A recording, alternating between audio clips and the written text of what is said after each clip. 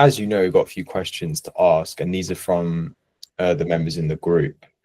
So I'm just going to go through and ask the first one. The first question is, what are the essential skills one should develop as a copywriter in the digital space? Good question. Yeah, I guess we could sort of split it up into like digital skills and then like softer skills. Yeah. Yeah, I mean, in the sort of digital space, I think the first thing I would say would be SEO. I mean, that's like a whole like industry on its own. But as a copywriter, if you have like a good working knowledge of search engine optimization and how it works and how that might impact the copy that you write, then that's definitely something that would be seen as valuable to like creative agencies and the clients that are looking to work with copywriters that have got that sort of background or that working knowledge of it. Like when it can be a bit of a minefield, and the more you research, occasionally you start to find conflicting information. So it can be quite hard to navigate, but it is like an important skill, I think, especially in 2025. I mean, who knows what's going to happen with search algorithms, like with like AI overviews and like the sort of increasing use of AI and marketing in general. So I think it's something that you would need to be aware of. Not necessarily be an expert in it, but definitely an important skill to have. And then like more on the softer skills side of things, I guess there's sort of two main ones that come to mind. And the first one is research. Like I would say about like 50% of what I do, and you probably find this as well, Caleb, 50% of what I do is like research. So it includes like planning, looking for like relevant statistics, just having conversations with clients and like sort of like hashing out what it is that they're actually looking for. And, you know, that's all part of the research process. And then another 50% is the actual writing itself. And I would actually argue that nowadays it's probably less than 50% now as well, because, you know, there are obviously like automated writing tools that can handle the writing part. Not that I'm like encouraging people to like replace their writing skills with AI, but those tools are out there. So from a client's point of view, the sort of strategy and the planning and the organizing is all part of like the package. So I'd say research skills is important. And then the second one, just probably the empathy, you know, like the ability to put yourself in a client's shoes and just like see things from their point of view. And I think as a freelance copywriter, that's where like we've kind of got a bit of leverage, because like we're not in the business that the client is involved in. Or sometimes they're just a bit too close to it and they get scope creep. But if you're an external like partner, you are better able to put yourself in the customer shoes and like understand what they're looking for, what's their pain points, and then introduce like the solutions as a sort of like resolution to that.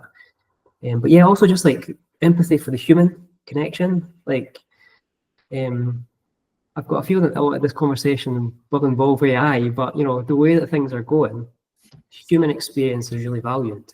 So if you've got like a sort of natural empathy or a curiosity, then that's definitely a skill to bring to the forefront, you know.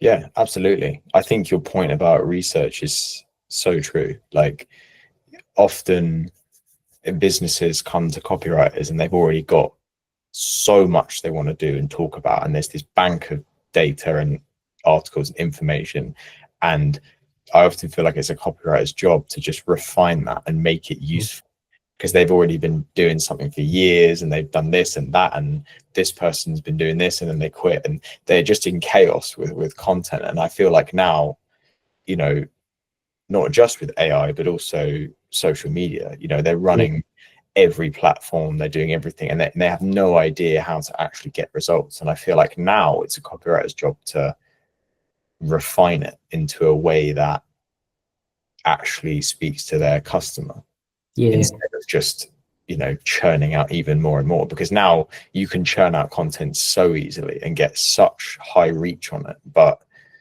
people care less about it. So making people care, I think, is the skill now. Yeah, absolutely. Like, you know, content for content's sake is pretty redundant. Like, you know, it needs to serve a purpose. Like I always, like, that's the first question I always ask a client when I'm starting a new project is like, what's the purpose behind this? Like, is it to drive more leads? Is it to increase organic traffic? Is it to like, inspire immediate purchases? Like that's the ultimate sort of first question. Because like once you know what the intention is, then that just like changes how you approach it and how you start to refine it. So yeah, that's it. Being a quick study, being able to like research quickly and get to grips with things fast, I think something that clients are looking for now as well. Yeah, absolutely. Second question probably leads on quite well, which is, what should a beginner focus on the most? What should a beginner focus on the most? My advice would be, and this might sound obvious, but would be to focus on practicing copywriting. Like it's easy to get caught up in the sort of building your personal brand, and like all that stuff is important, but you need to kind of have like the sort of foundational skills in the first place, and that only comes from practice. Like like courses and YouTube videos and all that kind of stuff is useful, but I would say only up until a point. Like unless you're putting your theory into practice, then you're just theorizing. So like actually practicing like writing copy just by creating your own briefs. Like give yourself a brief, make it up, or base it on an existing client, but don't name the client, and just use their kind of positioning as like the sort of the foundation for it. And like, yeah, practice it with a scope, with a view to like creating a portfolio. Yeah. So that you've maybe got like 5 or 6 pieces in a portfolio that actually shows what you're able to do. Because that's the way that you land clients, is by proving that you can do the job. So yeah, it's a bit of a vague answer, but I would say like focus on practicing the art of copywriting, like fingers to keyboards, getting your hands dirty, so to speak. Absolutely. Yeah, agreed. I think I advise people often to not practice in a way, because I think what you said is great, is to make a portfolio and to analyze brands and to make something you can show and actually start researching in that way. But I think with practicing copywriting, I do see a lot of people stuck in the practice stage, where they'll just write another fitness email, or they'll just write another supplements email. And I think a lot of other copywriters who sell courses and stuff like that, they keep people in this kind of practicing cage in a way, where they're just always doing these kind of emails or something like that. So I think I recommend people to do what Jamie said and say, instead analyze a brand that you might want to work with and like write something that would work for them, or build something into a portfolio. Because there was that guy, I can't remember his name, the one who wears like the glasses, who he said that he got his first client by making a fake Nike ad. Like he just made an advert for Nike and didn't, like, it wasn't allowed or commissioned by Nike. He just said, oh yeah, I made this advert for this, global sportswear brand. And nobody questioned whether he had done it or not. Yeah. But it was so good that people were like, wow, yeah, you're hired. Yeah, that's it. It's like if you can do stuff like speculatively, like or even just like anonymize like the work that you're doing, or just be upfront and say like, this is like a speculative ad for Nike, or it's a speculative ad for whatever brands that you're kind of aspiring to work with. That can be a great approach. But like you made a good point there, Caleb, as well, about like a lot of beginners do get stuck in that loop of constantly learning and like just feeling that like if they only just take one more copywriting course, then they'll have enough knowledge. But the reality is that like you need to take action before you're ready, because like every project's different, and like there is quite a big like learn on the job element, I think, with copywriting. So like by all means practice and make that your focus when you're first starting out, but like also be aware that like there comes a point that you need to be like, I know enough for that I can start charging people for this. And once you're at that stage, start reaching out to people and yeah, just avoid that sort of trap of getting stuck in the learning loop. I've seen that happen a lot with people. They've maybe been learning for like sort of 3, 4, 5 years, and their knowledge is exceptional. Like they know more about it than me. But they just don't have the client base to back it up, because they've been focused on Yeah. That's kind of the wrong thing at the wrong stage with our career. So that's a great point you made there. Yeah, totally agree with that. Great. Third question here. What's the highest number of clients you've had at one time? And I'd also add to this, if you could explain like the type of clients as well, because I know that sometimes people do retainers, they do like fixed scope, or they do one-off projects. Yeah. Yeah. Yeah, the highest number of clients I've had, I think, yeah, like if I was to like adjust the question slightly, I'd maybe make it about the amount of projects that I've had, because like at one time I might have like a dozen clients, but I don't necessarily have any active projects with them.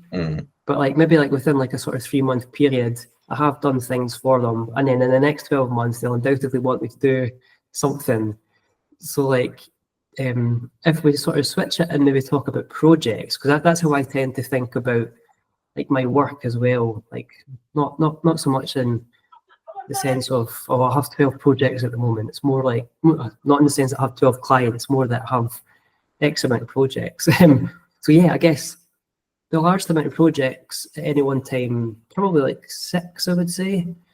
But then they all have various different investment levels. Like I might have one big project, which is like maybe like a website rewrite, a big website. And then maybe there's like 4 or 5 smaller projects kind of happening alongside it, where I know that there's a deliverable due in 2 weeks. And it's like an active project and I'm working on it, you know, in between the big project. So yeah, maybe like 6, half a dozen at the one time, but that's pretty overwhelming. Like I'm lucky enough that I'm in a position that I can kind of pick and choose the projects that come to me, but I usually like to have like no more than like one big project at a time, in addition to maybe a couple of smaller like retainer clients. But yeah, probably 6 at one point has been the biggest, and like I wouldn't recommend it. Like it can be overwhelming, and like obviously freelancing's got that sort of feast or famine kind of like dynamic, so it can be difficult to turn stuff down. But yeah, you just need to have that mindset. There's always something around the corner. There's always more opportunities. Yeah. Yeah. So do you generally do per project pricing then? You tend to have a client say, okay, whenever you need something, I'm like your go-to guy, but you don't do like a fixed monthly thing? Yeah, I tend to do everything per project. Like even with like the retainer clients who maybe need like 3 white papers in a month, for example, I still sort of just price it like on a sort of per project basis, because there's always like slight nuances in projects that might require you to spend a wee bit more time in this part of it and a bit less time in that part of it. But I always have in my head roughly how much I would charge for like a piece of copy deliverable. And then I kind of adjust that according to the extra work that might be required. Like sometimes you get work from agencies and they've done a lot of the groundwork already. They've done the research and they've even given you an outline. And all they really need is someone to kind of bang it into shape. So those kind of projects are usually quicker and like priced slightly lower. Whereas you might get like a client who has never actually done this kind of thing before and need a bit more hand holding and a bit more investment. But they're usually the projects that end up being the most enjoyable as well, because you've seen the sort of progression of like their tone of voice and their sort of the way that they position themselves and that kind of thing. So, but yeah, per project pricing for me. Is that what you do? Do you?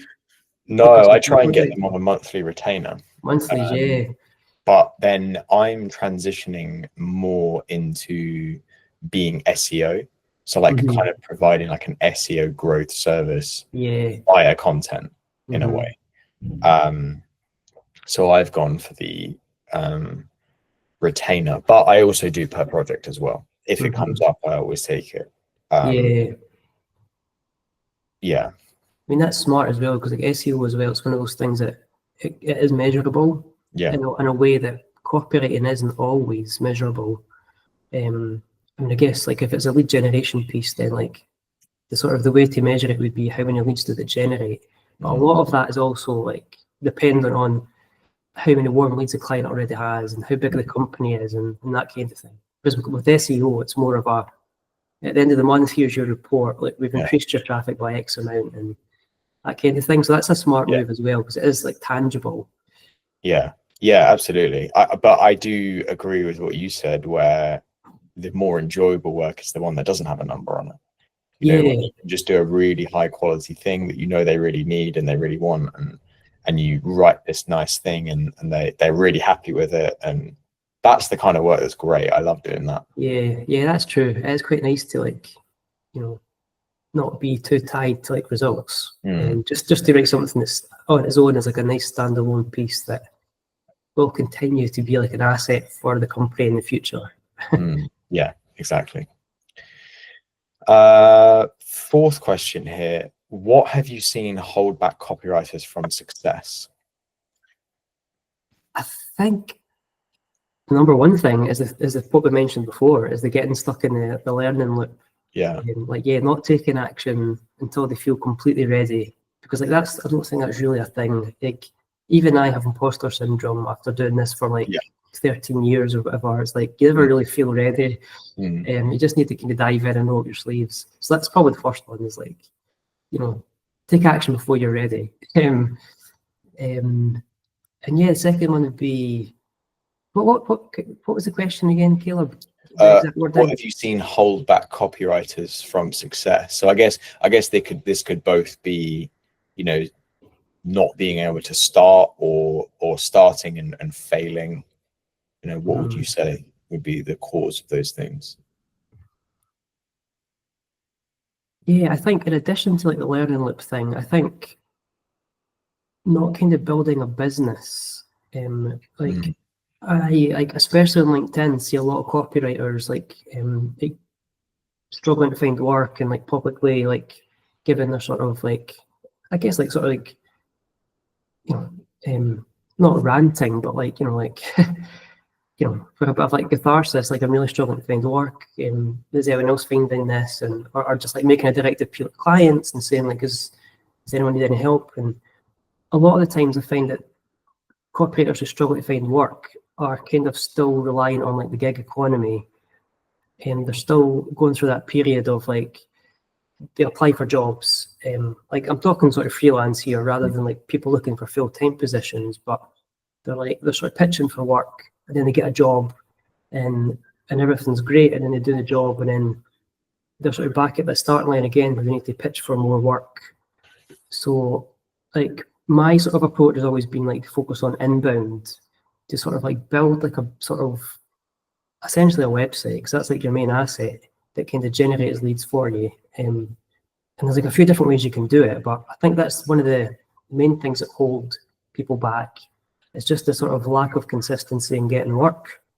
And it's usually because they haven't really built like a funnel or like a sort of referral engine, so to speak.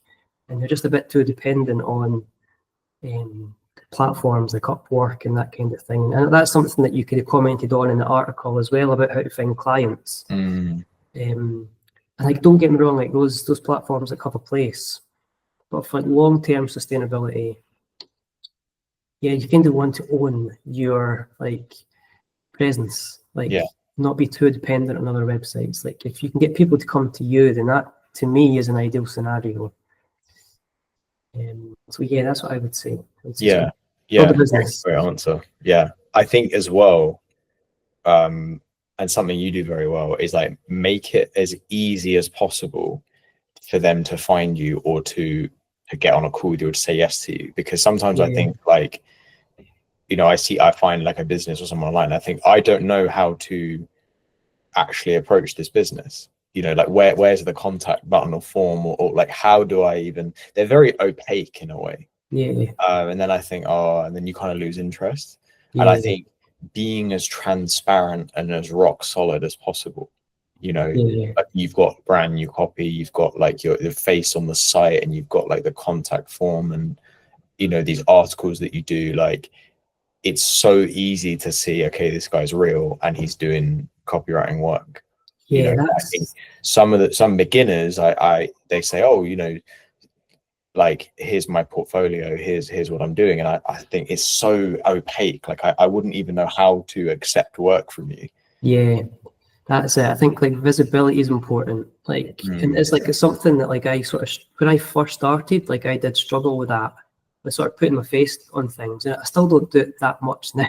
I'm starting to do it a bit more now that I've kind of got a few assets, like a course and stuff like that. But like I'm quite introverted, and I'm not like a sort of let's put my face on things kind of person. And like a lot of people are like that, and it's a bit of a struggle, but like at the end of the day, people want to see that you're a real person, and it's like it's a surprising differentiator in the copywriting space because you know, copywriters, the reality of the job is that you're sitting in a room, usually alone, like with a laptop and you're typing, and you don't have that much face to face or like Zoom like communication with people, at least as part of your daily job.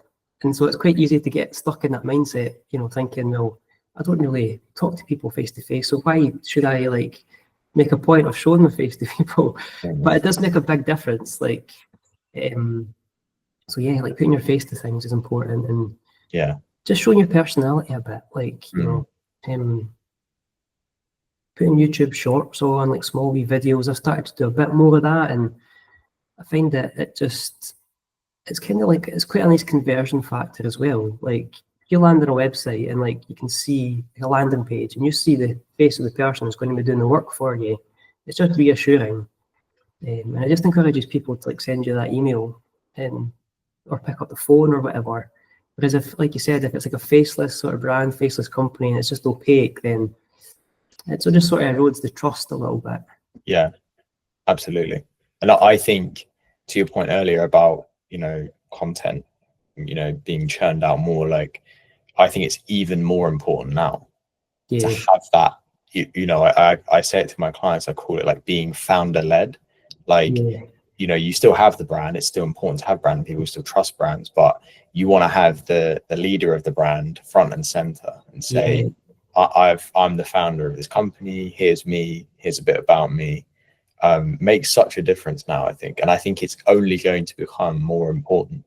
You know, the amount of people asking for personal branding, doing like LinkedIn personal branding now, it's huge. And I think there's a reason for that, because people get bombarded with marketing from random companies all day, every day.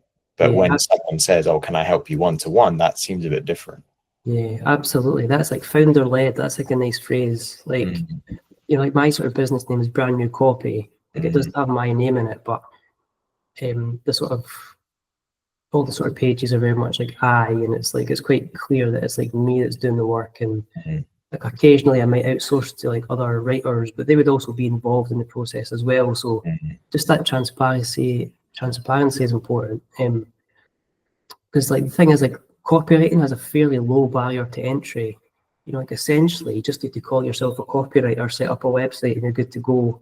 I mean, there's more to it than that. You have skills, etc. But like, there's no qualifications or anything like that. So for that reason, like, there's like an inherent kind of maybe distrust by some like companies. It's like, well, what does it take to actually be a copywriter? And like, I want to know the person that I'm dealing with. And like, I do come across websites where sort of copywriting agencies, but there's no like people on the site, and it's all just words, and there's no registered address or no sort of trust signals. And it's a bit of a red flag for me as another copywriter. So I think as a company, you'd probably be a bit skeptical. So I guess it's ownership. It's about putting your face to it so that you're sort of taking responsibility. Yeah, absolutely. Oh yeah, that's a good segue. What have you seen take good copywriters to that next level of skill and or income? Yeah, I think the first thing would be strategy. So like offering more than just words, you know, and I think that's important now as well, considering that there are tools that will give you words if you want words. So like, being able to offer strategy to clients, like in terms of like being able to give a bit of consultation, like giving your feedback and stuff they're currently doing, or a lot of what I do is like provide workshops to clients, especially for like tone of voice and like brand messaging as well. So like providing workshops that kind of get all that stuff like aligned before you then start to write the copy, almost so that by the time it comes to doing a deliverable, you've kind of got like 50% of what you need already there. And it's just a case of like refining it. So yeah, I think having an understanding of strategy can take you to that next level, and separate you from like people that will just provide you with the words. Yeah, the second is probably your positioning in terms of like the industries that you write for. Like I'm a big advocate of niching down, at least in the sort of latter, not in the latter stages, but like as you start to progress. Like when you're first starting out, by all means, cast your net far and wide and see what sticks and see what like industries you enjoy writing for. But like if you're able to niche down over time, then you start to become a specialist in that. Like yourself, like you specialize in finance. I do a fair bit of finance, copywriting, as well as technology and energy. And like weirdly, they all kind of interlink. Like technology is kind of involved in every industry now anyway. So the more specific you can be about the industries you write for, the more of a specialist you're seen as, and you can command a higher fee for that. And like, I mean, like I'm not like an expert in finance or an expert in energy by any means, but I've written about it enough times that like there are things about it that just come natural to me. Like I kind of know research. I know where to go for research off the top of my head, as opposed to someone who's maybe never written about it. They would have a bit of a steeper learning curve. I mean, they would potentially produce something just as good as I would, but it would take them longer. But it's that perceived value. If you speak the same language as the client in a specific industry, it's just like it's a bit of a cheat code, so to speak. It's like a sort of shortcut to getting that connection with them and showing them that you know what you're talking about. So yeah. Strategy, niching down into industries. Yeah, probably the two main tips. And then in terms of like pricing, because I get this question a lot, like, you know, what should I charge? How should I charge for my stuff? How do you reach that next level of pricing? I mean, whatever pricing you're at, and try and, you know, go up a notch. Yeah. I would say like a lot of that is about perceived value. So like if you can show testimonials from previous clients, and if you can show examples of work you've done before, those are all like signals that you can start to like command a higher fee. But yeah, I guess like other than the perceived value, there is just that thing of you just need to raise your prices. You just need to come a point that you're saying like, do you know what, like the cost of living's going up, cost of all my software is going up. I need to like add like an extra, you know, whatever, £50 on top of my day rate or whatever it might be. And it can be hard to get that balance because, you know, copywriters aren't always like transparent on their websites about how much to charge. So I guess I read somewhere once that like you should always feel slightly uncomfortable sending your quote. Like there should always be that kind of, I'm pushing my luck a little bit here. They're never going to pay that. And that's like a sort of indication that you're actually sort of paying what you're worth. But if you're like clever about it and you've built like a referral engine and like the projects are coming to you, if you quote for something and you don't get it because you're too high, then it kind of leaves the client with like a perception of, I actually wanted to work with them, they were just that bit too expensive, and they might come back to you in the future. So it's not like they've had a bad perception of you because you're charging more. But at the same time, there comes a point that you just price yourself out the market as well. Like you need to know your market, and you need to know how much people are willing to pay for it. But yeah, it's a tricky one. It's just kind of like, you know, pushing the boundaries, so to speak, in terms of like how much you can charge. Yeah. But it needs to be reflected in what you're delivering as well. You know, like if you're charging £1,000 an hour, but you're delivering the exact same thing as someone who's charging £20 an hour, and that's always a bit of a mismatch. So it needs to be reflected in the deliverables and the insights that you're providing. Yeah, absolutely. I think it's one of the hardest things. I mean, I've found it really tricky because no one really tells you. You can find out any information online, really. You can, you know, find out how to be a copywriter. You can find out how to do SEO, emails, whatever. the one thing you can't find out, and you Google it, is how much to charge. Because I remember I used to have one of my first clients I got on Upwork, and I actually emailed them outside of Upwork, and I remember that email came through saying, okay, how much are you going to charge for this? What's your rates? And I remember Googling like how much to charge as a copywriter, how much to do per article, what is a day rate, Googling all these things, and I had no idea. So I just thought like, okay, I'm just going to pick like the highest number I can find and then the lowest number and try and find some room between. Because I was doing £20 an article for 1,000 words, and I found online someone who was charging, I think, 350. So I thought, okay, I could probably get away with like 100, and I didn't have much of a portfolio, and then that's how I worked it out. And then they said, yeah, fine. Yeah, I could have a similar approach when I first started as well. Like started writing like $20 articles, and then realized it's actually taking me all day. Like if my day rate is £20, then like this isn't really sustainable. No. Then just like try to get like an idea of what other people charge and what level they're at, and trying to find that sweet spot that reflects like your experience and your ability to deliver.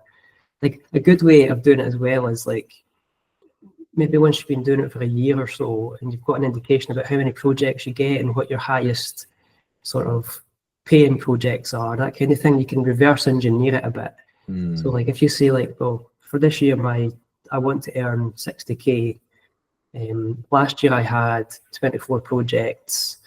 Like if I get maybe slightly more projects next year, what's that divided by 60k as an average project price? That can kind of start to get you into the mindset a little bit more as to how much to price for things. But yeah, it's tricky, and I struggle with it. Like even in the last year, like I've underpriced myself in projects, and I haven't really realized I've underpriced it until I'm like in it, and I realize this is taking a lot longer than I have quoted for, but because you're project pricing, like you need to see it through, and like just like treat it like a normal project, and just like take it as a lesson for the future. Like these kinds of projects usually take longer than you think. But then in the past I've also pushed them up too much, and I've quoted too high, and I've lost out to other companies or other copywriters. And asking for feedback about stuff like that's important as well. Like if you pitch for something you don't get it, like because quite often I'm asked like tender for projects. Like I'll get an email from a company that like is a tender, so it's maybe been sent out to like maybe say 10 other companies. And if it's one I think I could do a good job on and I've got the experience for, I'll sort of put a tender in for it.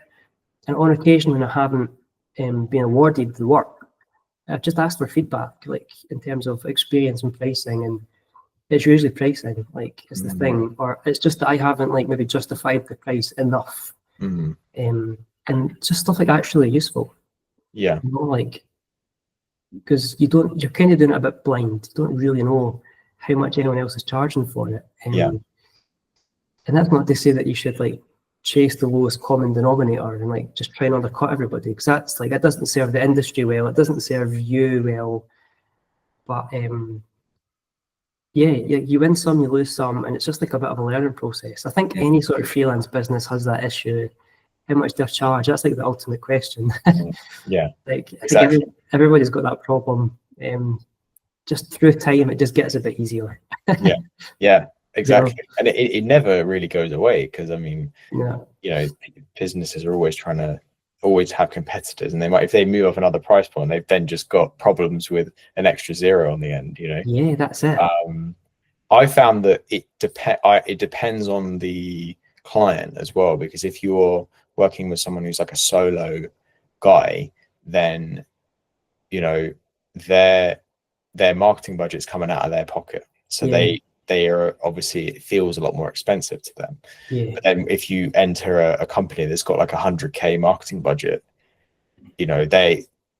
they're much more willing to sort of throw a bit of money at it, and they're less keen. So I think I would say to people like, judge it on yourself as well, but also I think this is where you can be a bit smart and think, okay, if they're a huge business, if you're working with like a corporation, you can go up a little bit, and they won't really mind, because it's coming out of a marketing budget that's going to go somewhere. Yeah, that's it. That's very true, and that's been part of my strategy, like over the sort of last 3 years as well. Like I mostly work with like large organizations now, and it's partly for that reason. It's because they do have more of a budget, and they're usually easier to work with. Like you usually find people who are like negotiating on price are the ones that the sort of process tends to be a bit more disjointed. Like I don't want to say like troublesome clients, but there tends to be more problems, like more questioning of things, and a bit more hand holding involved, and ultimately you end up spending longer on those projects that you're actually getting paid less for. Whereas like bigger companies, like the chances are they've worked with copywriters before, they understand the value of it, so you don't need to sell the idea of copywriting to them because they already get it. You know, they tend to give you a bit more autonomy and not to quibble on price. And you say, this is what it'll cost. Here's what I'll deliver. And generally speaking, they're like, yeah, that sounds good. Yeah. At least in my experience. Yeah. No, I think that's absolutely it. I think that's it. Unfortunately, there's no one answer to it. It's a big question. It kind of is the ultimate question, you know, how to get money from writing, really. That's it. It definitely is, yeah. Okay, so actually I'm going to leave that question last. There's a question here about I know what he's getting at here. It's, should you outreach to agencies or small businesses? Now, in this way, it's like, okay, should you kind of plug into an agency as a copywriter who's working on multiple things, or should you approach as yourself as a sole copywriter to a small business? I would say that you're better outreaching to agencies simply because they're used to receiving pitches from copywriters. And they've got like onboarding processes and they kind of know essentially what a copywriter does straight off the bat, and they've got the opportunities. Whereas if you're pitching to like a business directly, you don't really know if they even know what a copywriter is or whether they need one. So the sort of chances of success of cold pitching to a business directly, I think, are far less than pitching to an agency. And also, you know, those businesses might not have any immediate need for a copywriter, whereas an agency usually does. And like the reality of it is, like, you only really need to be on the books of like 2 or 3 agencies to keep you sort of going like full time. Like if you sort of prove yourself to the agency and you become their go-to copywriter, then you only really need to be like involved with 2 or 3 for them to send you enough work to kind of like keep you like in a full-time income like throughout the year. Like nowadays, especially, I tend not to work with too many agencies, simply because, again, like I'm lucky enough that I'm at the stage that I can pick and choose the projects that I take on, but there can be a bit of, maybe with an agency, you don't get access to the client, or you're getting second-hand information from an account manager, and then maybe they've miscommunicated something and the client wants an amendment and it actually involves rewriting. And so it can, unless the process is like watertight, working with agencies can be tricky. But by all means, when you're first starting out, they're like definitely the way to go. And that's how I got my first like break, I would say, as a copywriter, is by approaching a local agency. And they actually got given, this was in like 2012 or something, so quite a while ago. But I had the opportunity to like basically be their in-house copywriter and be based in their offices and like quote for projects that they wanted me to do, while having the chance to like work on my own private clients. So like I wasn't an employee, I was essentially a contractor, but they were nice enough to let me use their office space. So I was like, had an understanding of how they worked. And that was a great opportunity. And like through time, you know, if you're focusing on inbound marketing, those like businesses will, like independent businesses will start to come to you directly. And it means that you don't need to outreach to them.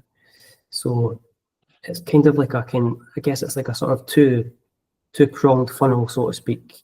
I would outreach to agencies, but on the side, be building your visibility and your presence through inbound marketing techniques, so that those independent businesses are coming to you without you having to seek them out. because that's pretty time consuming, you know. Yeah. Building up a list of like 50 businesses that you could potentially contact, chances are that half of them won't really know what copywriting is, and maybe the other half won't have any immediate need. But you know, it's a bit of a numbers game, outreach, and of course you need to personalise each email and stuff, so it's quite time consuming. But at the same time, like, these are things that you need to do when you first start out. Just remember that it's not forever. Like, you know, the biggest investment is always when you first start doing something. But just like trust the process, and after a few months of like giving it all your focus and all your effort, there will come a point that it becomes a bit more automatic, and work starts to come to you from word of mouth referrals, or from like organic SEO inquiries to your website. Yeah, just to trust the process and not give up too soon, really. And it's easier said than done. It's easy for me to say when like you've kind of got an established business. But yeah, that would be my advice. Yeah, I think. Oh, hang on 1 second. Someone's just started cutting a tree downside. 1 minute. I can't hear it. I can't hear it in my headphones.